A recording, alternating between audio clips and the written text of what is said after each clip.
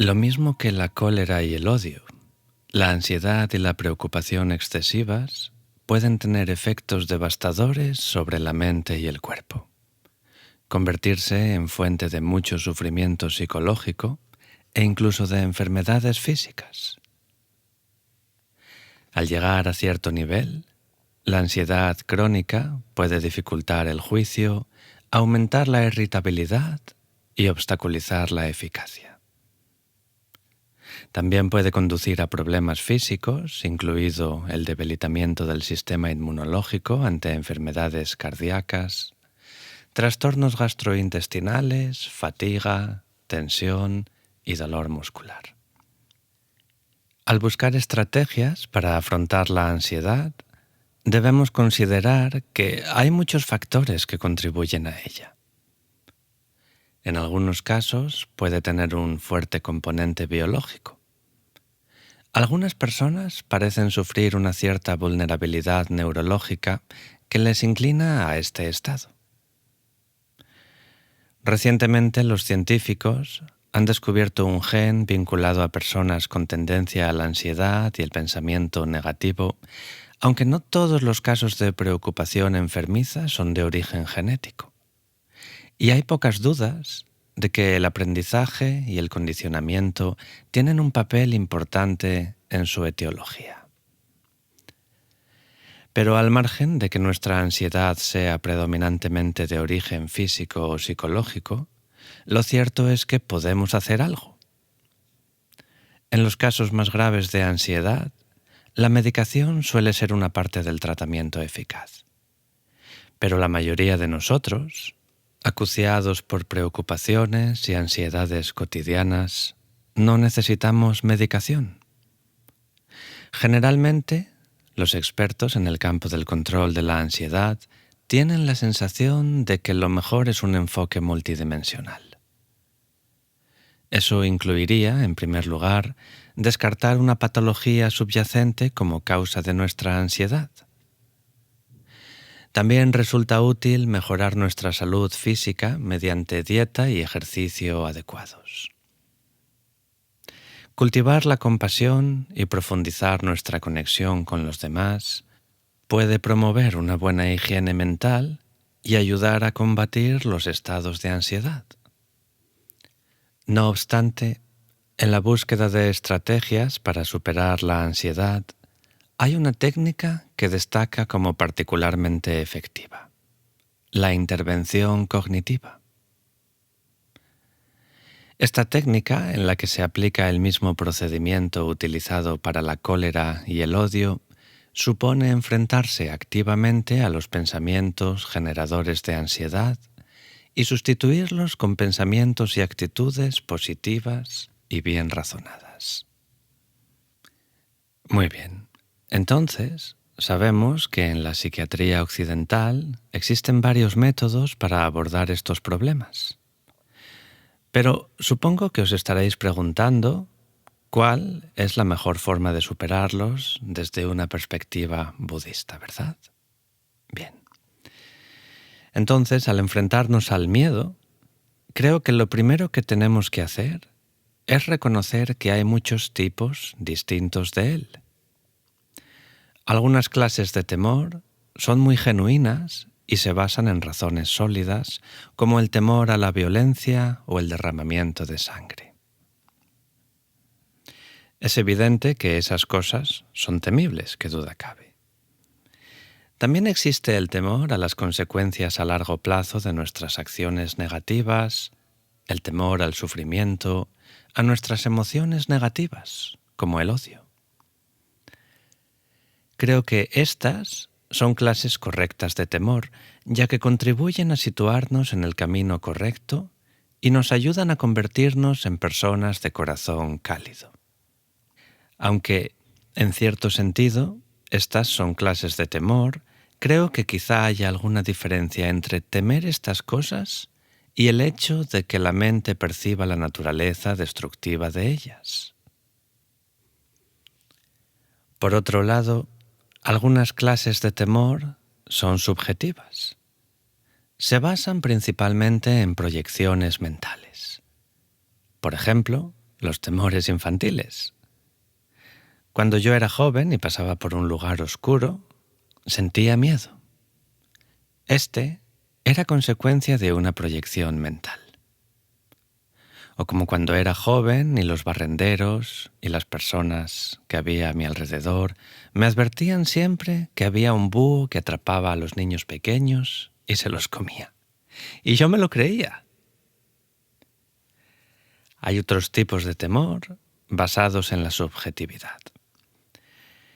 Cuando, por ejemplo, se tienen sentimientos negativos debido a la propia situación psicológica, se pueden proyectar tales sentimientos sobre otro que entonces se nos muestra como negativo y hostil. Como consecuencia de ello, se experimenta miedo. Creo que esa clase de temor está relacionada con el odio y surge como creación mental. Así que, al tratar con el temor, hay que utilizar primero la facultad de razonar y tratar de descubrir si tiene una base lógica. Y en este punto podríais decir, bien, en lugar de un temor intenso o concentrado en un individuo o situación específica, muchos de nosotros nos sentimos agobiados por una preocupación más difusa acerca de una amplia variedad de problemas cotidianos, ¿sí? ¿Qué sugerencia tendríamos acerca de cómo tratar eso? Muy bien. Pues uno de los métodos que personalmente me parecen útiles para reducir esa clase de preocupación consiste en cultivar el siguiente pensamiento. Si la situación o problema puede remediarse, no hay necesidad de preocuparse. En otras palabras, si existe una solución o una forma de salir de la dificultad, no habría necesidad de sentirse abrumado por ella. La acción apropiada, por tanto, es la de buscar una solución. Es más sensato dedicar la energía a concentrarse en la solución que preocuparse por el problema.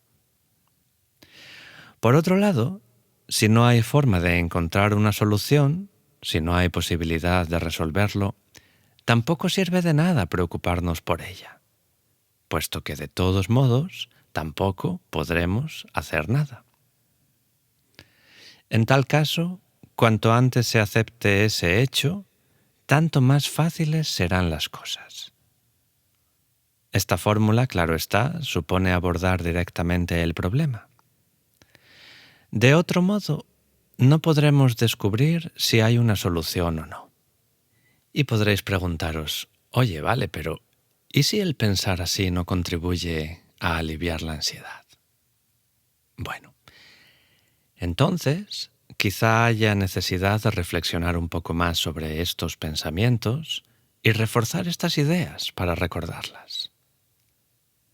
En cualquier caso, creo que este enfoque puede ayudar a reducir la ansiedad y la preocupación, lo que no significa que vaya a funcionar siempre.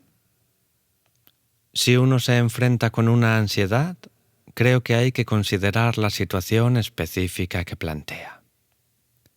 Hay diferentes tipos de ansiedad y diferentes causas. Algunos tipos de ansiedad o de nerviosismo podrían tener causas biológicas. A algunas personas, por ejemplo, les sudan las palmas de las manos, lo que según el sistema médico tibetano indicaría la existencia de un desequilibrio en los niveles de la energía sutil. Algunos tipos de ansiedad pueden tener raíces biológicas, lo mismo que algunos tipos de depresión para los que quizás sea útil el tratamiento médico. Así que, para afrontar la ansiedad con eficacia, hay que ver de qué clase es y cuál es su causa. Lo mismo sucede con el temor. Puede haber diferentes tipos de ansiedad. Uno de ellos, que me parece común, sería el temor al ridículo o el temor a que los demás piensen mal de uno, ¿verdad? ¿Cómo afronto personalmente esta clase de ansiedad?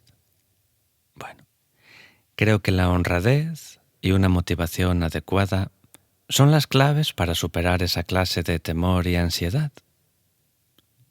Si me siento ansioso, antes de ofrecer una enseñanza, procuro recordar cuál es la razón principal de ella y me digo que el objetivo de la enseñanza es beneficiar al menos a algunas personas y no demostrar unos conocimientos.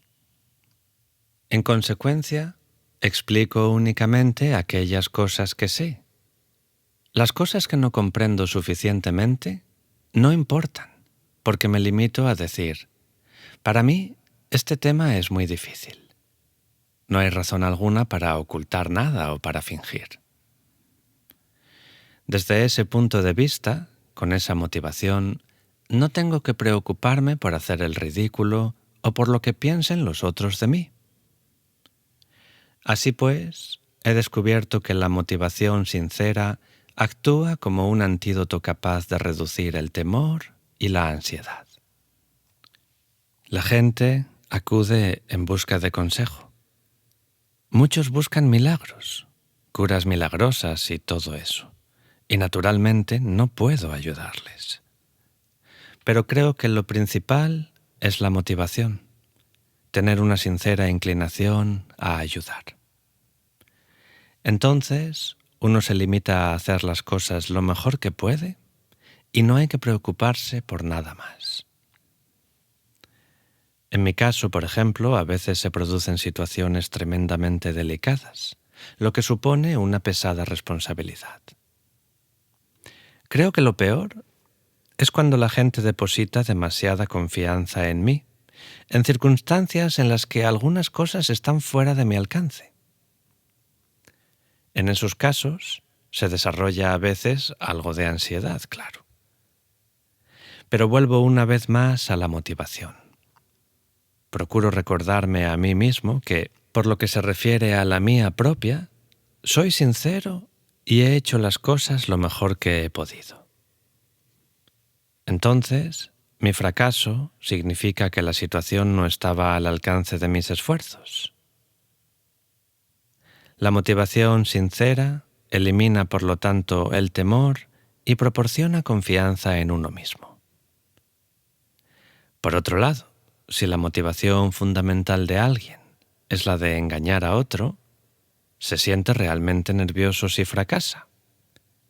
Pero si se cultiva una motivación compasiva, no hay por qué lamentarse si se falla.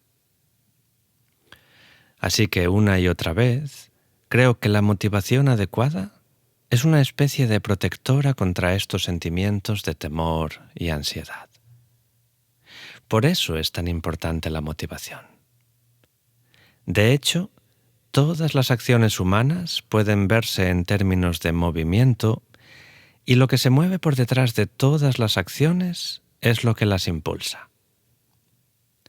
Si se desarrolla una motivación pura y sincera, si se está motivado por el deseo de ayudar sobre la base de la amabilidad, la compasión y el respeto, se puede desarrollar cualquier trabajo en cualquier ámbito y funcionar con mayor efectividad, con menor miedo y preocupación, sin temor a lo que digan los demás, o si al final se tiene éxito y se puede alcanzar el objetivo.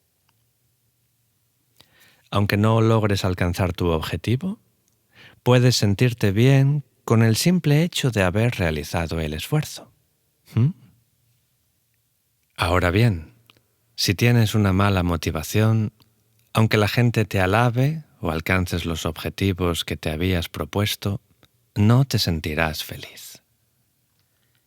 Entonces, al analizar los antídotos contra la ansiedad, os estoy ofreciendo 2 remedios, cada uno de los cuales funciona en un plano diferente. El primero implica combatir activamente la preocupación y dar sistemáticamente la vuelta a las cosas mediante la aplicación de un pensamiento dicotómico. Recordar que si el problema tiene una solución, no hay necesidad de preocuparse. Y si no la tiene, tampoco. El segundo antídoto es un remedio de más amplio espectro. Supone la transformación de la propia motivación fundamental. Entonces, para entrenar la mente y alcanzar la felicidad, cuanto más cerca esté uno de sentirse motivado por el altruismo, tanto menor será el temor que experimentará ante circunstancias que provoquen incluso una ansiedad extrema. Pero ese mismo principio puede aplicarse también a cosas más pequeñas, incluso cuando la propia motivación no es del todo altruista. Retroceder un paso para asegurarse de que uno no tiene intención de causar daño y de que la propia motivación es sincera, contribuye a reducir la ansiedad en situaciones corrientes.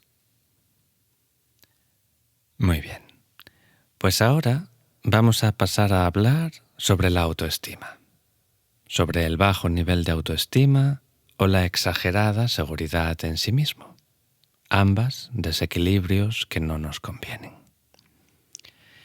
Entonces, una saludable seguridad en uno mismo, en una misma, es un factor esencial para alcanzar nuestros objetivos. Esto se aplica tanto si nuestro objetivo consiste en lograr un título universitario, como si se trata de crear un negocio con éxito, disfrutar de una relación satisfactoria, o disponer la mente para ser más feliz. Un bajo nivel de confianza en nosotros mismos inhibe nuestros esfuerzos para seguir adelante, afrontar los desafíos y hasta para asumir algunos riesgos cuando sea necesario para la consecución de nuestros objetivos.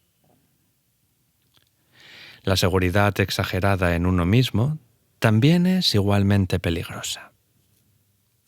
Quienes tienen un sentido desmesurado de sus propias capacidades y logros se hallan sometidos continuamente a la frustración, la desilusión y la rabia, cuando la realidad se entromete y el mundo no avala la visión idealizada que tienen de sí mismos.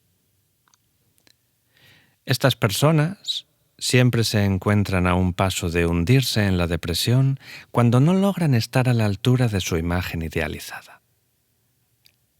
Además, su megalomanía les conduce a menudo a experimentar una sensación de tener derecho a todo y a una especie de arrogancia que les distancia de los demás y les impide establecer relaciones emocionalmente satisfactorias. Finalmente, el hecho de sobreestimar sus capacidades puede conducirles a correr riesgos peligrosos. Entonces, y volviendo al principio del anterior vídeo, debemos centrar la atención en extraer la flecha más que en dedicar tiempo a preguntarse quién la disparó, ¿verdad?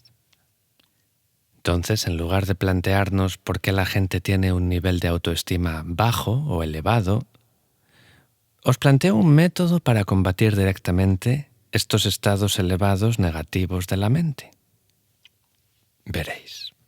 Los grandes maestros espirituales, por ejemplo, son aquellos que han hecho un voto o que han asumido la determinación de anular sus estados mentales negativos para promover y producir la felicidad definitiva en todos los seres sensibles.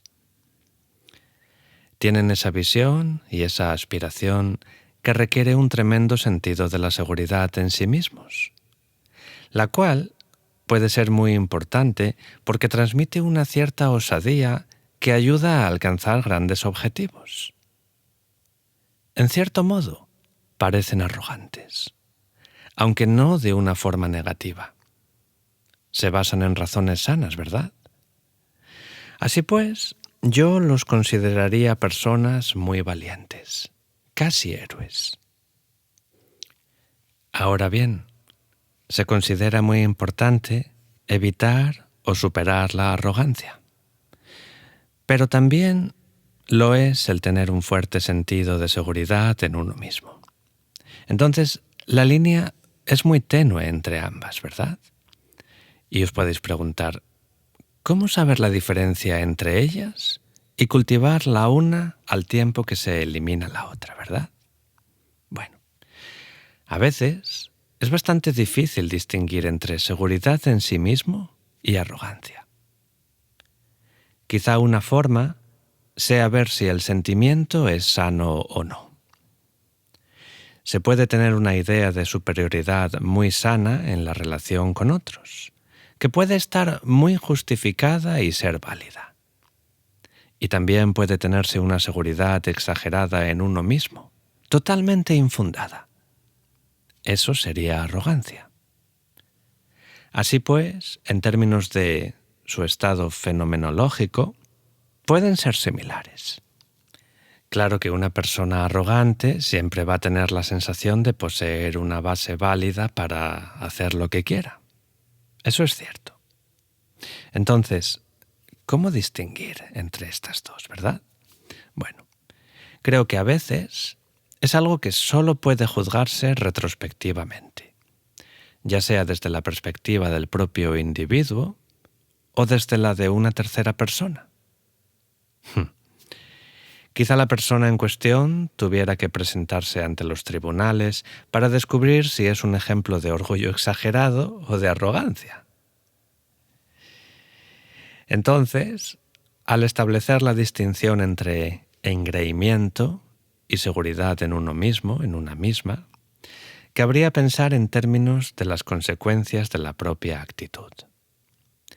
Generalmente, el engreimiento y la arrogancia tienen consecuencias negativas, mientras que una sana seguridad en uno mismo tiene consecuencias positivas. Así pues, cuando hablamos de seguridad en sí mismo, entre comillas, tenemos que examinar el sentido subyacente del sí mismo, entre comillas. Creo que se pueden establecer dos tipos. Un sentido del yo mismo, o ego, se preocupa únicamente por la realización del propio interés, de los deseos egoístas, con un completo desinterés hacia el bienestar de los demás. El otro tipo de ego, o sentido de uno mismo, se basa en una verdadera preocupación por los demás y el deseo de rendirles un servicio. Para realizar ese deseo de servir, hay que tener un fuerte sentido y una gran seguridad en uno mismo. Esa clase de seguridad es la que tiene consecuencias positivas. ¿Os dais cuenta? Mirad, estamos hablando de desarrollar una saludable seguridad en uno mismo. Creo que quizá honradez y seguridad en uno mismo están estrechamente relacionadas. Y es que cuanto más honrado sea uno, cuanto más abierto, menos temor tendrá, porque no hay ansiedad ante el hecho de verse expuesto o revelarse ante los demás. Así pues, creo que cuanto más honrado sea uno, mayor seguridad en sí mismo tendrá. Veréis, para que alguien experimente falta de confianza en algo, es necesario que primero tenga la convicción de poder hacerlo, es decir, que está a su alcance. Si algo está a su alcance y no puede hacerlo, se empieza a pensar: quizá yo no sea lo bastante bueno o competente, o no esté a la altura, o algo parecido. En mi caso, sin embargo, darme cuenta de que no puedo realizar milagros no me produce ninguna pérdida de seguridad en mí mismo, porque nunca pensé que tuviera esa capacidad. No espero poder actuar como los Budas plenamente iluminados, ser capaz de saberlo todo, de percibirlo todo o de hacer lo más correcto en todas las ocasiones. Así que cuando la gente me pide que la cure, que realice un milagro o algo así, en lugar de sentir falta de seguridad en mí mismo, solo me siento bastante incómodo. Creo que en general, ser honrado con uno mismo y con los demás sobre lo que se es o no se es capaz de hacer, puede contrarrestar ese sentimiento de falta de seguridad. Veréis, y para ir terminando con el vídeo de hoy, hay muchas formas de sentir amor. Y quizá la más pura y exaltada es el deseo total, absoluto e ilimitado de felicidad para otro. Un deseo sentido con el corazón, de que el otro sea feliz, al margen de que haga algo para causarnos daño o incluso de que nos guste o no. Ahora bien, en lo más profundo de nuestros corazones, no cabe la menor duda de que todos y cada uno de nosotros queremos ser felices. En consecuencia, si nuestra definición de amor se basa en un verdadero deseo de que alguien sea feliz, cada uno de nosotros se ama efectivamente a sí mismo. Cada uno de nosotros desea sinceramente la propia felicidad. Por lo tanto, tengo la convicción de que todos experimentamos un amor fundamental por nosotros mismos, lo cual sugiere la existencia de un poderoso antídoto contra este mal, ya que podemos contrarrestar los sentimientos de desprecio, recordando que, por mucho que nos disgusten algunas de nuestras características, deseamos ser felices. Ese es un tipo profundo de amor. Desde el punto de vista budista, estar en un estado depresivo, en un estado de desánimo, es una situación extrema que constituye claramente un obstáculo para alcanzar los propios objetivos. Este estado de odio contra uno mismo es incluso mucho más grave que el sentirse simplemente desanimado y puede llegar a ser muy peligroso. Para los que practican el budismo, el antídoto contra el odio hacia sí sería reflexionar sobre el hecho de que todos los seres humanos, incluido uno mismo, una misma, tienen la naturaleza del Buda, la semilla o el potencial para alcanzar la perfección, la plena iluminación, sin que importe lo débil, pobre o llena de privaciones que pueda ser nuestra situación actual. Por tanto, los budistas que sufren de odio contra sí mismos, o que se detestan, deberían evitar considerar lo doloroso o insatisfactorio de la existencia y centrarse en sus aspectos positivos, como el tremendo potencial que hay dentro de uno mismo. Al reflexionar sobre estas oportunidades y potencialidades, podrán aumentar la sensación del propio valor y alcanzar mayor seguridad en sí mismos. Dicho esto, ¿cuál sería entonces el antídoto para alguien que no hubiera oído hablar del concepto de la naturaleza del Buda o que no sea budista? Bien, una de las cosas que podríamos señalarles a esas personas es que hemos sido dotados, como seres humanos, de una maravillosa inteligencia. Además, todos los seres humanos tienen capacidad de decisión y de orientar ésta hacia sus fines. De eso no cabe la menor duda. Así pues, si se tiene conciencia de estos potenciales y se interiorizan hasta convertirlos en parte de nuestra percepción de los seres humanos, incluido uno mismo, quizá reduciríamos los sentimientos de desánimo, impotencia y autodesprecio. Veréis, creo que existe algún paralelismo con la forma que tratamos la enfermedad física.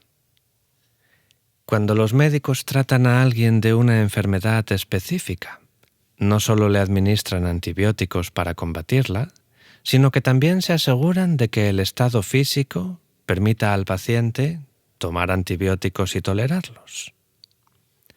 Para asegurarse de ello, los médicos comprueban que la persona está bien alimentada y a menudo también le recetan vitaminas o lo que sea necesario para fortalecer el cuerpo.